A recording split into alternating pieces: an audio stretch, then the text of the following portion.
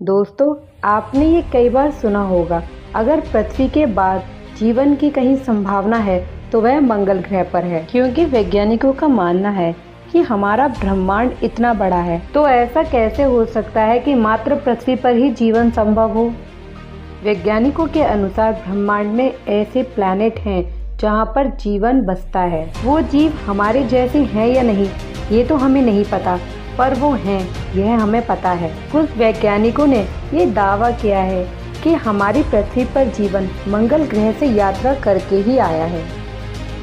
अब इस बात में कितनी सच्चाई है, इसकी पुष्टि करना अभी संभव नहीं है, पर आने वाले समय में हो सकता है कि इसकी पुष्टि वैज्ञानिक कर। सवाल यह आता है कि क्या कभी मंगल पर जीवन संभव था और उसका जीवन कैसे और कब नष्ट हुआ। यह एक ऐसा सवाल है जिसका जवाब हर कोई जानना चाहता है। आज हम बात करेंगे कि आखिर कैसे हालात रहे होंगे जिसने मंगल ग्रह को बेजान कर डाला, लेकिन पृथ्वी पर जीवन को भेज दिया।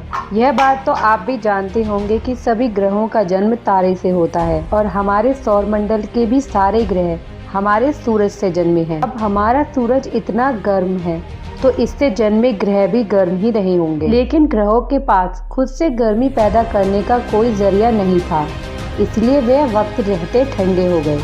यह प्रक्रिया करोड़ों साल तक यूं ही चलती रही। मंगल ग्रह पृथ्वी से काफी छोटा है और सूर्य से भी इसकी दूरी काफी ज्यादा है। मंगल ग्रह पर करोड़ों साल पहले ही एक आदर्श वातावरण बन गया था, जो कि जीवन पनपने के लिए बहुत जरूरी है।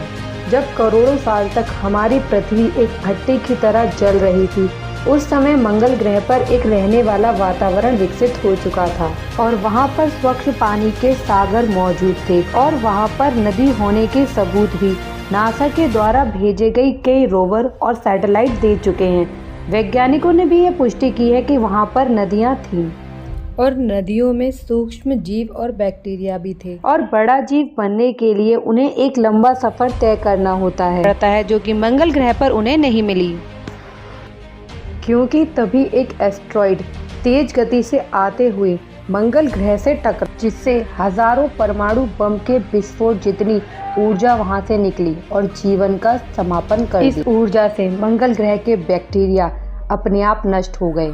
उसी समय एक घूमता हुआ ग्रह हमारी पृथ्वी से टकराया और पृथ्वी के 2 टुकड़े हो गए, पर उस समय पृथ्वी पर कोई जीवन था ही नहीं। तो उस टक्कर से पृथ्वी के 2 जो टुकड़े हुए, उस एक टुकड़े पर तो हम रहते हैं और दूसरा टुकड़ा जिसे हम आज चांद कहते हैं। इसीलिए हिंदू पौराणिक ग्रंथों में चांद को पृथ्वी की बहन कहा गया है और हम पृथ्वी को माता मानते हैं, इसलिए हम चांद को मामा कहते हैं। पृथ्वी से हुई उस ग्रह की टक्कर एक अच्छा संयोग, क्योंकि उससे पृथ्वी पर जन्म लेने वाली परिस्थितियां बनने वाली थी। 2014 में नासा के रोवर ने मंगल ग्रह की एक जबरदस्त तस्वीर ली थी, क्योंकि इस तस्वीर पर मंगल पर गोल पत्थर दिखाई दिए थे, क्योंकि हजारों साल तक पानी बहने के कारण बनते हैं। तस्वीर में काफी सारे दर्रे और नदी रूपी संरचनाएं भी थी। इससे वैज्ञानिकों ने अंदाजा लगाया कि एस्टेरॉयड की टक्कर के बाद भी मंगल पर पानी तरल अवस्था में रहा होगा, क्योंकि ज्वालामुखी के फटने के कारण पानी भाप की अवस्था और मंगल ग्रह पर अनगिनत ज्वालामुखी हैं। एवरेस्ट की चोटी से 3 गुना ज्यादा बड़ा मंगल का ओलंपस पर्वत भी एक ज्वालामुखी ही है।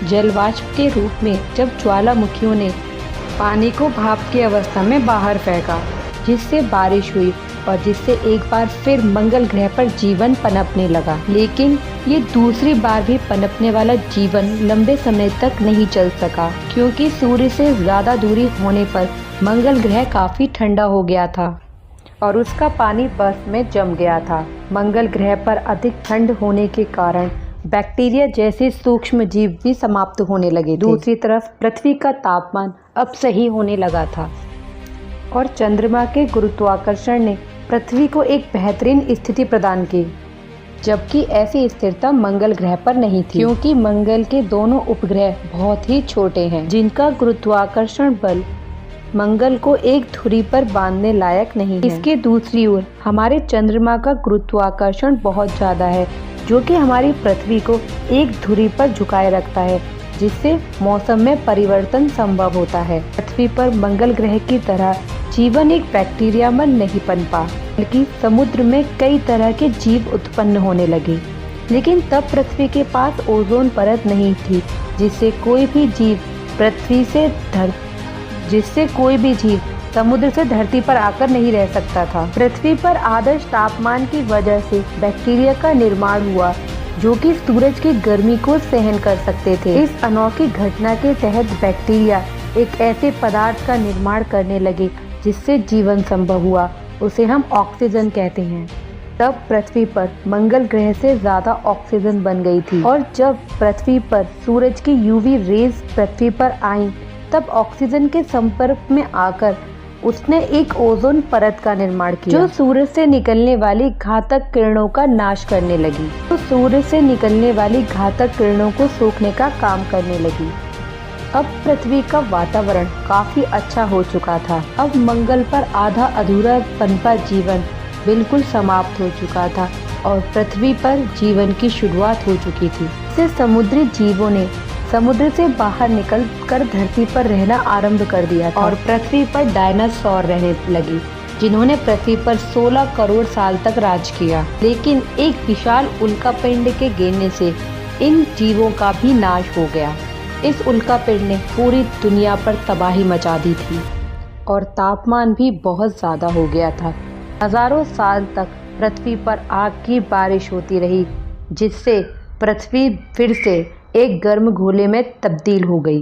बीते 6 करोड़ सालों में पृथ्वी पर हर जगह नर्क जैसा मंजर दिखाई दे रहा था।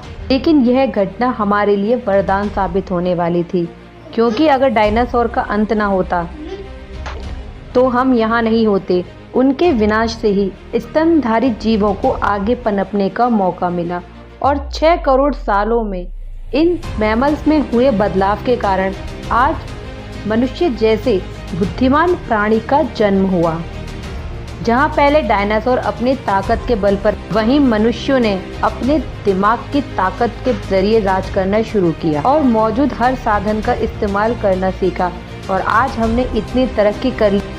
दोस्तों, जीवन की संरचना आसान नहीं है, परंतु जीवन ऐसे ही ग्रहों पर पनपता है जहाँ का वातावरण बिल्कुल ही सुलभ हो, जैसा हमारी पृथ्वी पर है, जहाँ पानी तरल अवस्था में हो, और हमारी पृथ्वी जैसा चांद हो जो कि उसे स्थिर रखे, और उसकी खुद की ओजोन लेयर जो सूरज की अल्ट्रावायलेट किरणों को रोक सके, का मैग्नेटिक फील्ड हो जो कि सौर तूफानों को रोक सके। भले ही ब्रह्मांड में अरबों ग्रह हों, पर हमारी पृथ्वी जैसी अनुकूल परिस्थितियां बहुत ही कम ग्रहों पर होंगी। पर ऐसा भी नहीं है कि हमारी पृथ्वी मात्र एक ही जगह है जहां पर जीवन संभव हो सकता है किसी ऐसे ग्रह पर जीवन संभव हो और जहां एलियन जिन्होंने वहां के वातावरण के अनुकूल अपने आप को ढाल लिया हो। जब तक पृथ्वी पर अनुकूल परिस्थितियां बनी रहेंगी, हम इंसान भी बने रहेंगे, पर यह ऐसा कब तक होगा यह नहीं कहा जा सकता, क्योंकि ऐसे अनेकों कारण हैं जिससे पृथ्वी पर जीवन नष्ट हो सकता है।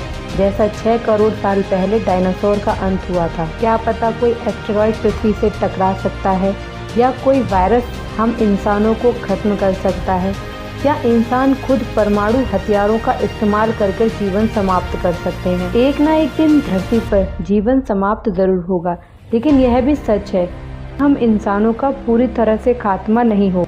अनेकों बार ऐसा हुआ है कि पृथ्वी पर जीवन नष्ट हुआ है, फिर जीवन ने दोबारा स्वतः ही जीवन को शुरू किया है। ऐसा हो सकता है अगर कोई परिस्थिति ऐसी बनती है कि हमारे जीवन का नष्ट हो जाए, परंतु यहाँ पर विकसित परिस्थितियाँ जीवन को पुनः निर्मित करने में उपयोगी रहेंगी। एक बार फिर यहाँ पर जीवन पनपेगा, और जैसे आज हम यहाँ राज करते हैं, सालों बाद किसी और का राज यहाँ पर होगा। यह प्रक्रियाएं शुरू से चलती आई हैं और चलती रहेंगी। यहाँ एक बात सोचने वाली है कि एक ना एक दिन पृथ्वी का अंत तो जरूर होगा, और इसकी वजह होगी हमारी सूर्य की तपिश, क्योंकि सूरज ईंधन का भंडार है, और जैसे जैसे इसका ईंधन खत्म हो रहा है, इसका आकार बढ़ता जा रहा है। 2 अरब साल बाद सूरज 15% बढ़ चुका होगा और पृथ्वी पूरी तरह गर्म हो चुकी होगी, और यहाँ से जीवन का समापन होना भी शुरू हो चुका होगा। और जब सूरज का ईंधन पूरी तरह समाप्त हो चुका होगा तब इसका आकार हमारी पृथ्वी तक बढ़ जाएगा और हमारी पृथ्वी पिघलकर सूरज में समा जाएगी। इस तरह हमारे जीवन के साथ ही हमारे पृथ्वी का जीवन भी अमर नहीं है। जिस तरह हमारे जीवन का अंत होगा उसी तरह एक न एक दिन हमारी पृथ्वी का भी अंत निश्चित है। दोस्तों, अगर आपको ये वीडियो पसंद आए तो चैनल को लाइक, शेयर और सब्सक्राइब करना ना भूलें। मिलते हैं नेक्स्ट वीडियो में। Thank you.